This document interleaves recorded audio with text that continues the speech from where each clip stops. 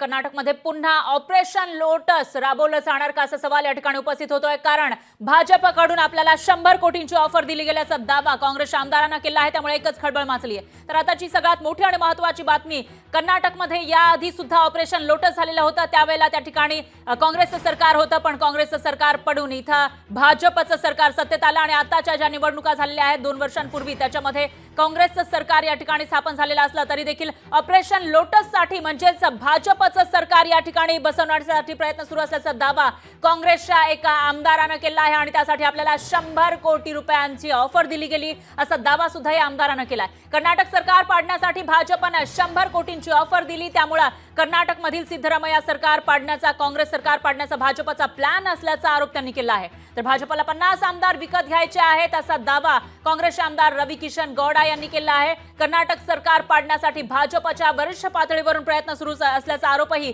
रवी किशन गौडा यांनी केला। काय चालू आहे संपूर्ण भारतामध्ये तुम्हाला कल्पना आहे। महाराष्ट्रामध्ये सुद्धा ऑपरेशन लोटस त्यावेळी इतका भाव नव्हता। इथे एका आमदाराला 50-50 कोटी दिले।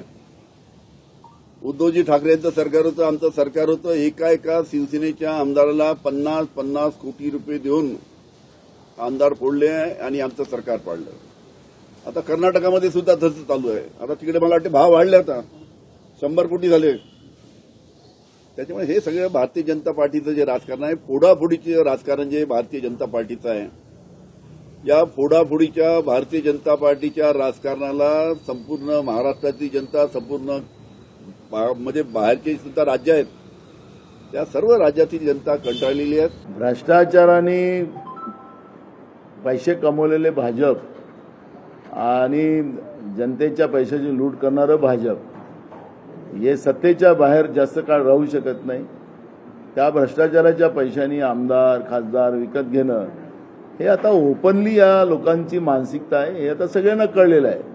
चिवडा पार्टी असलेली भाजप आज भ्रष्टाचाराने पैसे किती कमवलेले हे आता त्याच्यावरून दिसत आहे आणि 100 कोटी एका आमदाराची किंमत लावतात आहे। महाराष्ट्रात 50 कोटी काहीतरी होता असं काहीतरी रेट सांगतात आहे। कर्नाटकच्या आमदारांनी यांचं गोपीत फोडलं तर त्या पद्धतीची चर्चा आता ऐकतो आम्ही।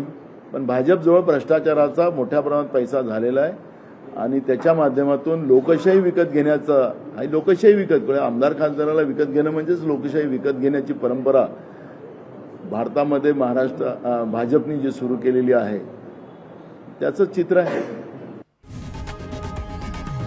लोकशाही मराठी ऐका, पहा, जागरूक रहा।